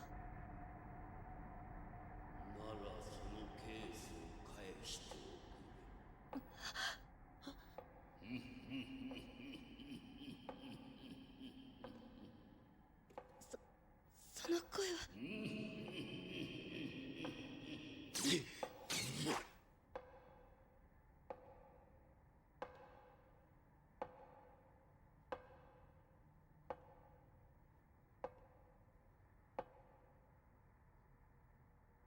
お父様。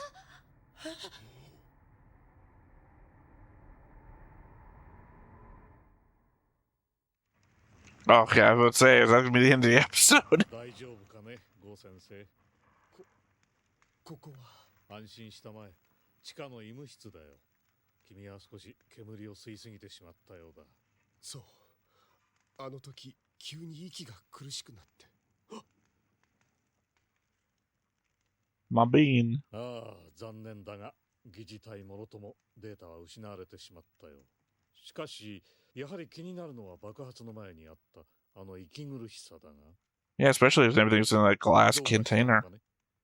私はなんという大事なことを見落としていたのでしょう。大事なこと？そう。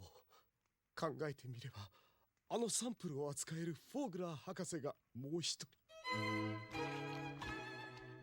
そんな。だとしたら、いや、博士は間違いなく。はい。 So was that a weird translation mistake? Did you mean to say there is another comma Professor Vogler could have made the other sample? Because there was no comma there. He says there's another Professor Vogler, which is a different sentence.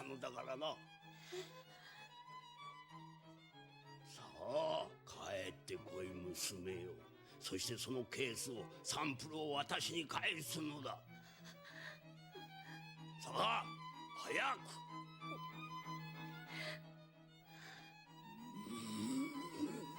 やろう。動けない。さあ、娘よ。あなたはお父様なんかじゃない。 お父様はテレポートもこんな力も持っていなかったわ。 I mean, where did you get your powers from?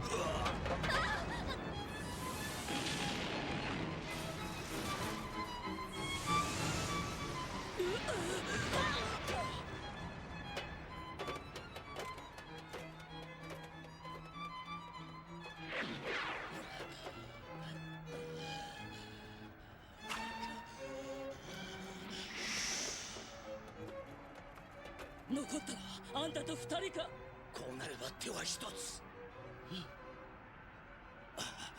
And by one of them coming back, obviously I meant Issei, not one of those random guard dudes.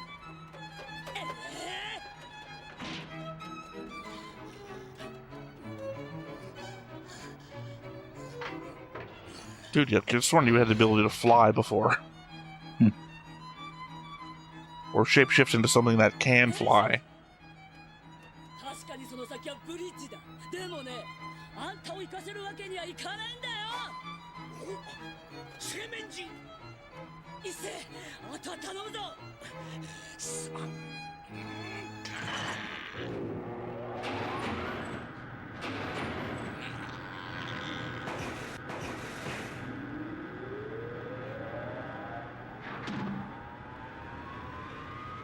Isn't that the section that Big Robo was holding on to? Yeah. Yeah.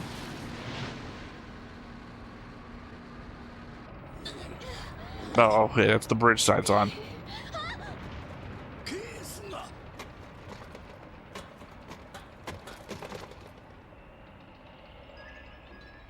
間違いない。サンプルだ。なぜ分離しない。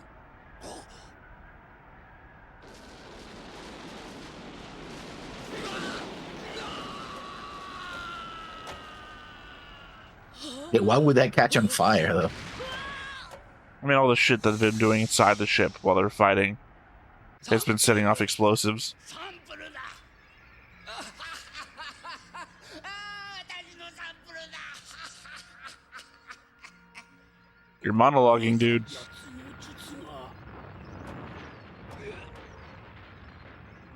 サンプルだ。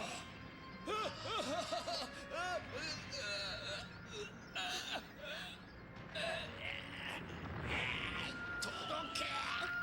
まさかあれは渡さないぞ。お前なんかに渡してたまるか。そのケースを守ってみんなが死んでしまったんだ。シズマ博士も大将さんも。だから BF なんかに渡すものか。何を言う。これは私のものだ。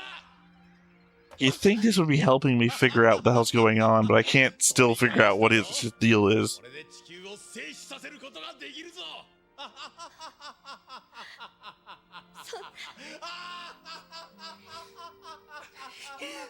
すものか。 Ram him out the window. Effectively the same thing. 術が解けたぞ。 Well, he can teleport, though. Well, we don't know.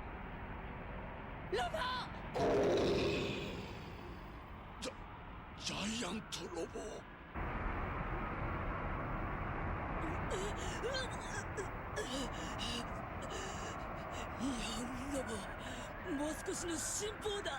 Also, his teleport, if he can teleport, is like hers. He has to teleport with whatever he's with him. He had to teleport all giant Robo.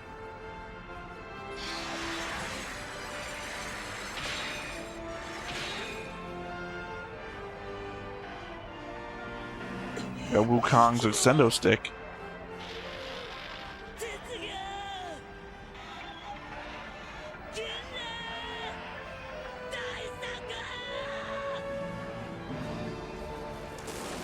Pretty fucking epic episode, by the way. Yeah.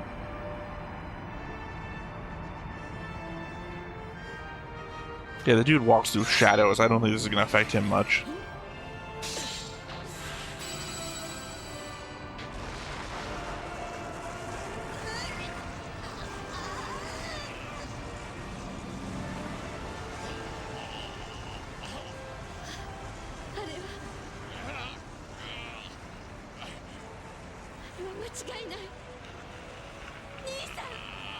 Okay.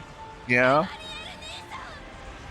Did not peg him as an Emmanuel, but okay. Yeah. That's probably the most shocking thing about this episode so far. Daisaku's fate? Daisaku's fate. Well, I mean, everyone's fate. Everyone's there where he's at. God, so much. Yeah.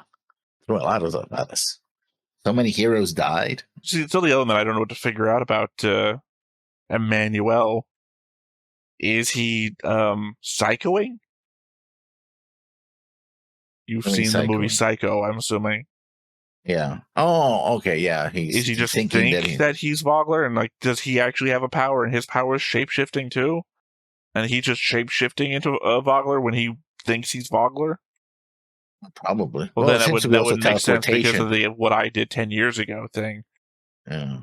Because he wasn't in Vogler shape then, unless Vogler is actually innocent.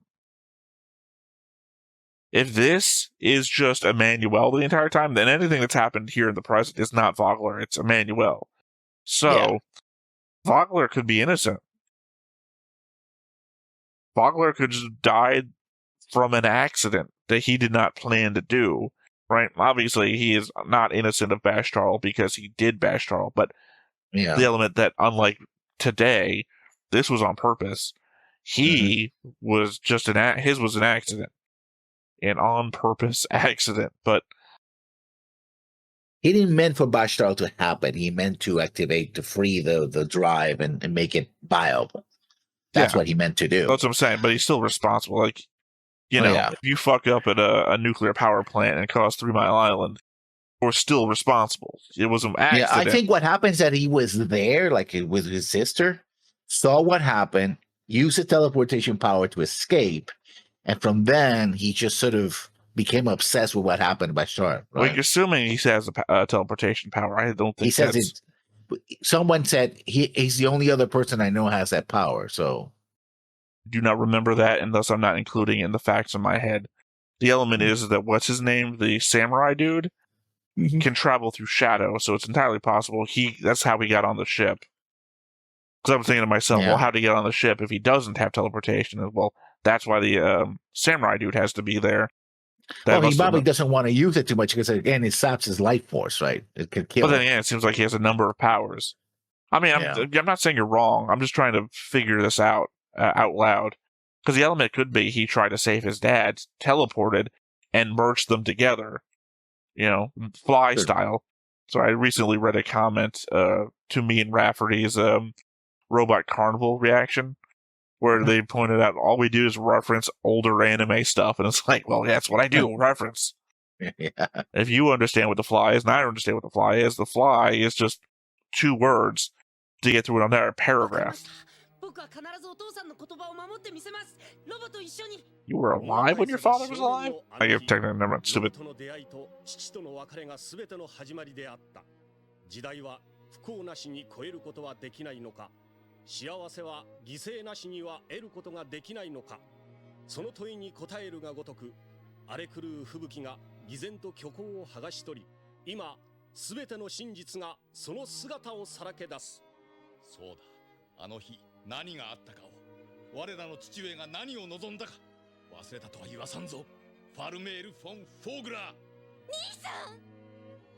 Wait.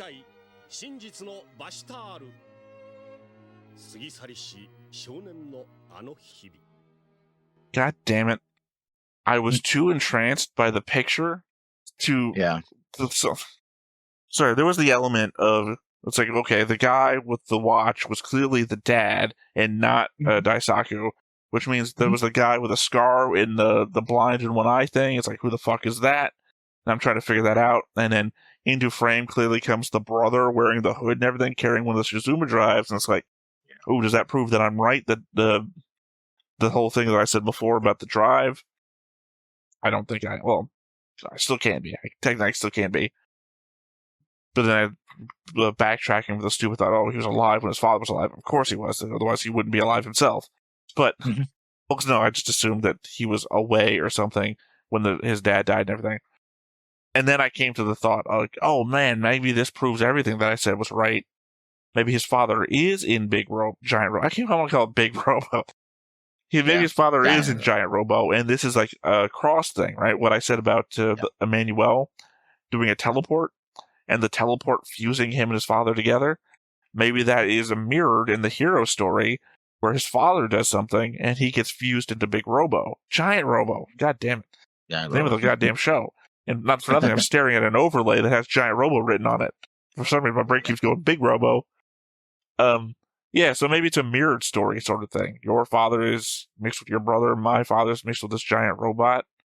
And then they said a name, Farmville von Vogel or something like that at the very bottom. What's the last? I have no context for what it said because my brain was doing all the shit about the picture. Isn't that Vogel's last name, I guess? Well, then why did it say name? Farmville von Vogel? His full name?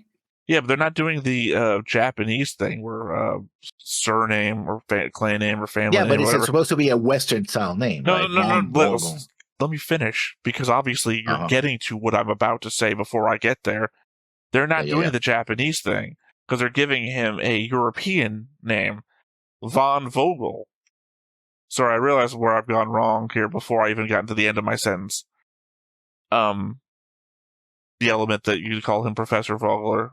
I keep calling him Vogel. Now I'm getting everything wrong. Vogler, The element they call him Professor Vogler because you say the last name when you call them like Doctor or something. You don't call him Dr. Michael. You call him Doctor, whatever the hell's last name Mike, is. Yeah. Well, I mean, technically you do if he's like an internet personality or whatever. You know, Dr. Mike, as you just said, is actually, what's his name? Can't remember the name of the show. It's probably Dr. Mike. I remember. Yeah, it is a show, Dr. Mike.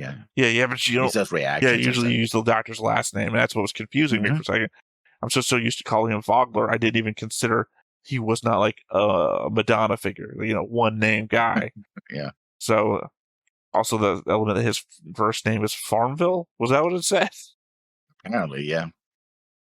Hold on. Hiccups.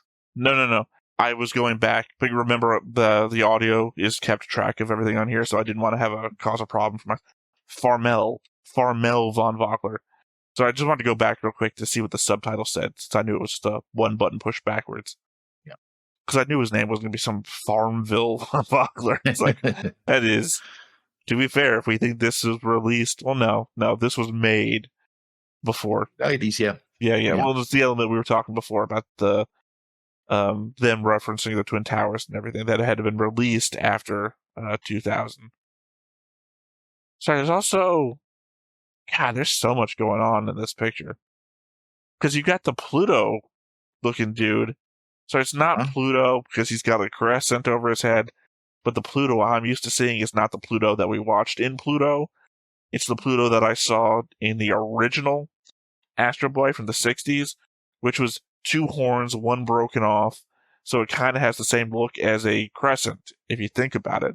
And that one half of the crescent goes all the way up and the other one stops right below. So the bull horns that Pluto has in this traditional thing would make him look sort of like the guy in the background. Not the guy, the giant robot in the background there. Oh, this one has giant fucking arm pads. Yeah. And then oddly, there is a dude standing in front of him with a, God, I don't know what to call it. Sorry, I was thinking Lawrence of Arabia for a second, but I think Lawrence of Arabia wears like a head turban and then like a cape thing. I think it's what it's called. Yeah. But this isn't that. This is like connected. This is like a hat with like hoodie thing going into it. It's not a hoodie, obviously, but a hoodie thing going into it, which is connected to a cape. It does give me very much Lawrence of Arabia vibes, just not like it's not. And he's got a skull thing on his tie. But then there's a dude standing on top of the Pluto figure in the background, also kind of wearing a cape and a head thing. And then not for nothing, what is obviously Emmanuel on the right-hand side and a full cowl thing going on. So it's just a bunch of caped figures. Oh, and nothing also at the very bottom of the screen, Vogler screaming up as the scientists are running from the explosion.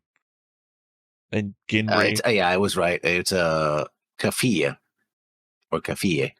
That's what not it's a called. word that I know. So yeah, I know you're describing. I know you're about to say that's the thing. I'm just saying that's just not a word that I know, though.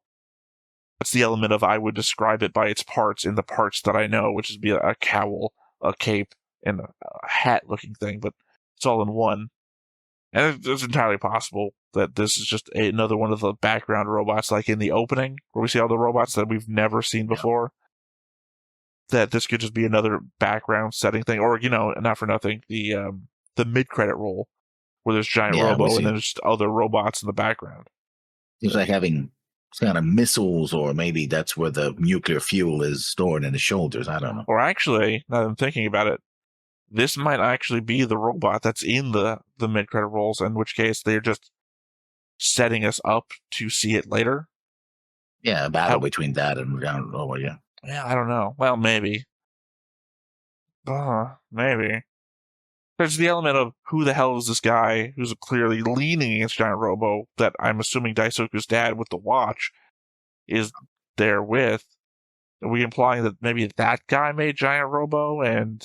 Not his father, no, Daisuke's father. Yeah, and this is like an inherited thing. Sorry, if you've been playing Dispatch, I could just reference the Mecha Man genealogy, but you don't know that shit. Well, I know his father got his Mega Man from his. Well, there's Mega Man Prime, which is a grandfather who died in the suit, and there's Mega Man Astral who died in the suit, and then there's. I might be actually mixing one. There's 3 of them. Astral might be him, the current one. I don't think so though. And in which case, I don't remember his Mecha Man name. Yeah.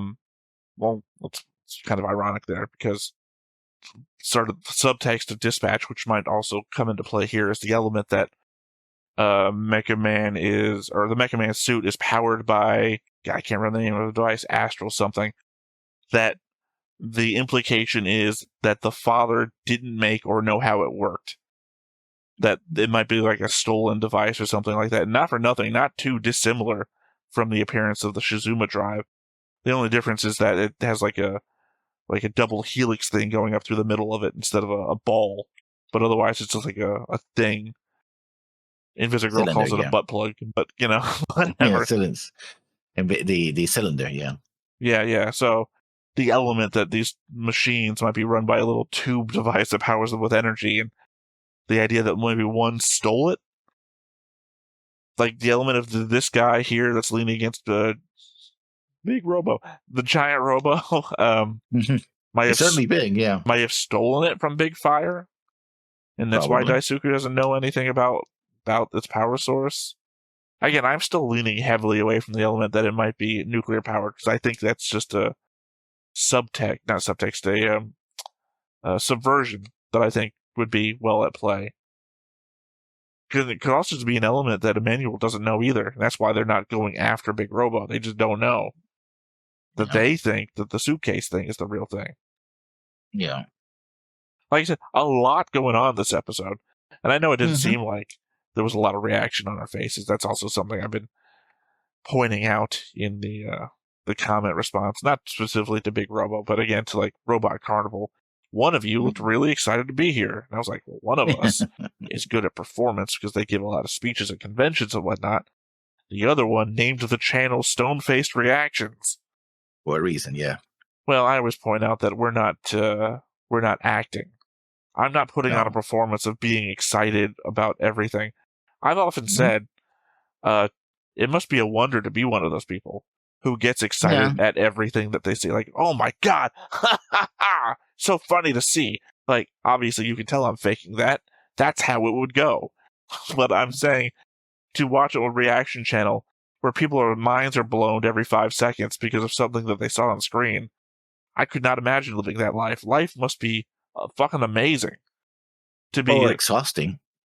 Yeah, but they always seem to have the energy. Because, they're making the channel, too, and all that other shit. Like, they've got the energy to go from their reaction. There's a space when we're on, and there's a space when we're off, right?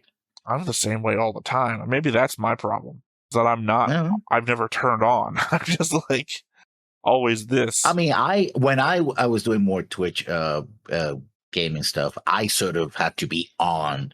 And after a while, that was exhausting. I was like, okay, I'm excited. I got to get into the game. I have to, I was into the game, but I had to project to the screen so that people we're watching. I get that part. Obviously, if I was watching this by myself, I wouldn't have opened my mouth once because that's the element of, I've always said, say the obvious stuff out loud. Otherwise, nobody will know you know it. Well, yeah, all of this commentary. I'm not like going to the movie theater shouting at the screen, "Don't go in there," you know? Yeah. But the element People is do that I that. have to be performative at some level, and that performance is saying the stuff I'm thinking. You know, obviously I might think, "Don't go in there. That's fucking dumb. Why are they going in there?" But I wouldn't say it out loud. I'd be talking to myself, right? Even with you here, or by my solo reactions, right? I'm not going to sit here for 24 minutes thinking my thoughts to myself. I might as well just write a 5-minute review of the episode that I just watched. So yeah, and I guess at that level, that's the switch to turn on is turn off the internal monologue, turn on the external monologue. Yeah. But I'm still going to react with the same energy that I would no matter what, which is to say, as little as possible. That's not a choice. That's just who I am. And I do believe there are a lot of performative people out there in the reaction space because I just cannot. Have to be, yeah. Yeah, well, it might be an element of bias. I just can't imagine being that person.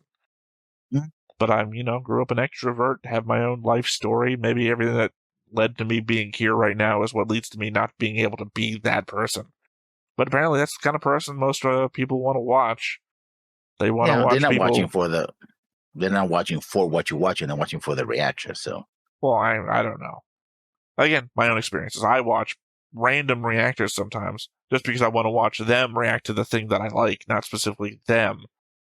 But then you have spaces like Blind Wave and everything where they are performative, not performative. They are, well, they might be. I don't fucking know, but they are themselves entertaining outside of the content that they're watching. So you can watch them to be interested in them, and then in which case it doesn't matter what they're watching, which I guess would be the best case scenario for a lot of reactors, to be so entertaining yourself that you can then move on to do anything, and you've got an inbuilt audience versus watching a show that only has like 24 episodes and knowing that the people that you got are only going to be there for either the 24 episodes or their favorite moments of those 24 episodes. Blind Wave, for example.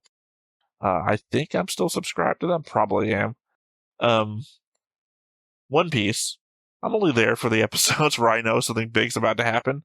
The Name hat scene. Not spoilers, just pointing it out. And then I think there's going to be like hundreds of episodes after that until something big thing comes along.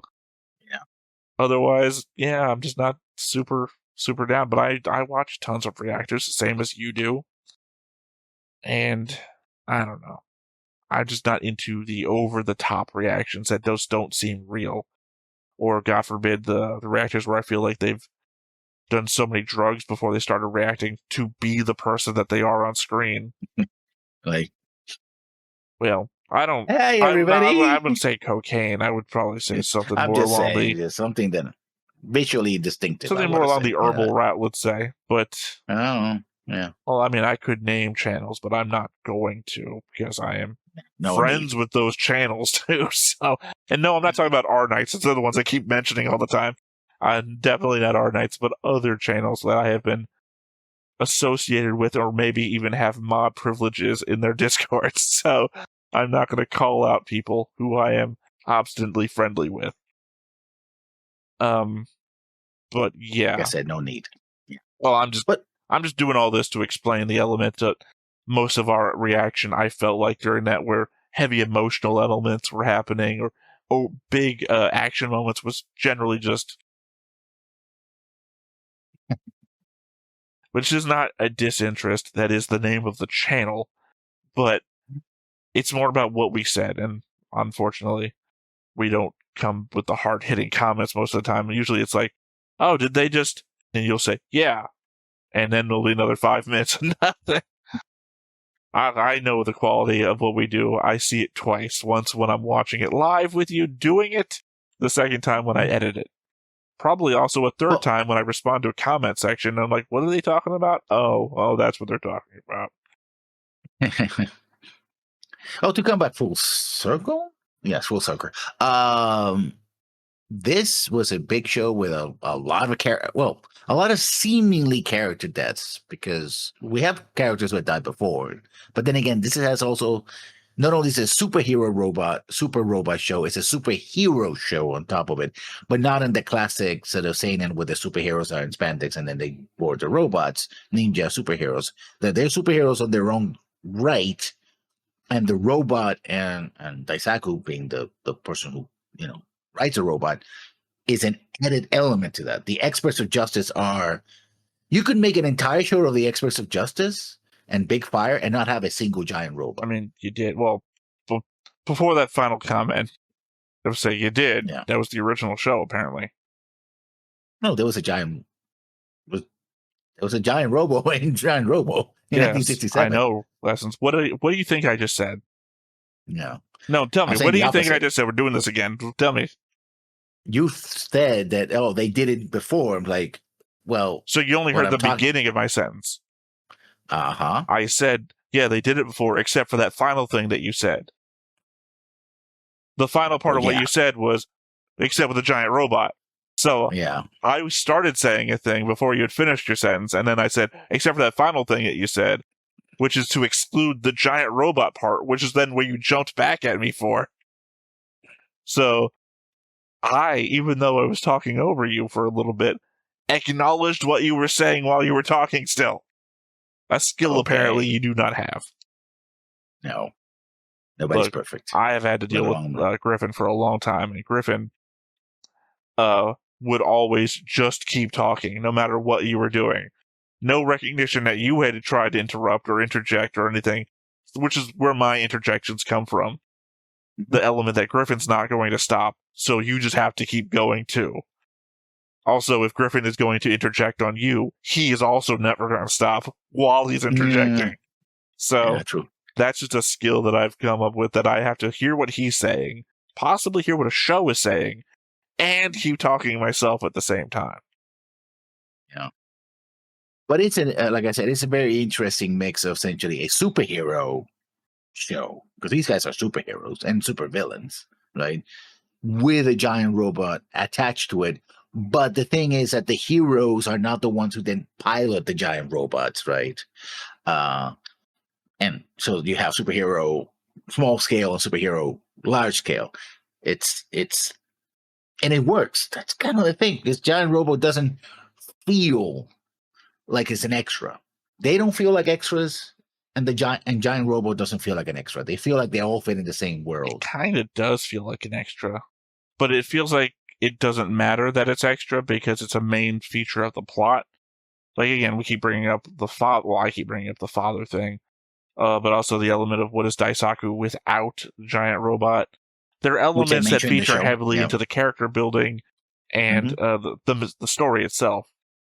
I say it feels extra because when the narrator talks about the world that we live in, we see all these giant robots, right? That presumably Giant Robo has been needed to fight against and is also one of. But the story itself features 2 giant robots. Uranus. Well, I mean, I don't mean big Robo. Giant Robo. Fuck, I don't know why I keep doing that. Giant Robo itself and then Vogler's Sphere are the only 2 other robots. 3 robots with Giant Robo, Oh, with Giant Robo, yeah. I was like confused. Like, am I forgetting one? It's like, no. But yeah, that's what I'm saying, is that I don't think that we would need Uranus if Giant Robo wasn't here. And then, because obviously Giant Robo can't stand up to the Vogler Sphere, that obviously doesn't matter, the Giant Robo. So I think it's going to be an element of the backstory at play with the dad, the big fire, where it came from, what's powering it. I mean, just be me still. Basically whatever's coming from next episode. Otherwise, it could have just been a building. This is the building your parents did everything in. And the other thing I just reminded about, when I was saying that, you were saying that the drives seemed biological, and then I was like, oh, maybe you're right, when we saw the shell come off of Vogler Sphere, and I was thinking, ooh, maybe I was right as well. So I think I said maybe we're both right, because I originally thought, as I think I brought up at the beginning of the episode, that the Vogler Sphere, the giant eye, was an extra-dimensional creature or something like that. That the power is like what did we call them? You've seen Stargate Atlantis, right? Yes. Or I guess the end of Stargate original show. The drives, the things that we power the ancient devices with. Yeah, Naquita. No. Z-point energy modules or something like that? 0.2. Yeah. Essentially, they get their power from another universe. Essentially, they draw in power from other dimensions, and that's what I would get in the idea that this could be an extra dimensional creature, and that if they are drawing their power, like they even look kind of like Z-point drives. If they are drawing their energy from there, they might have pulled something in.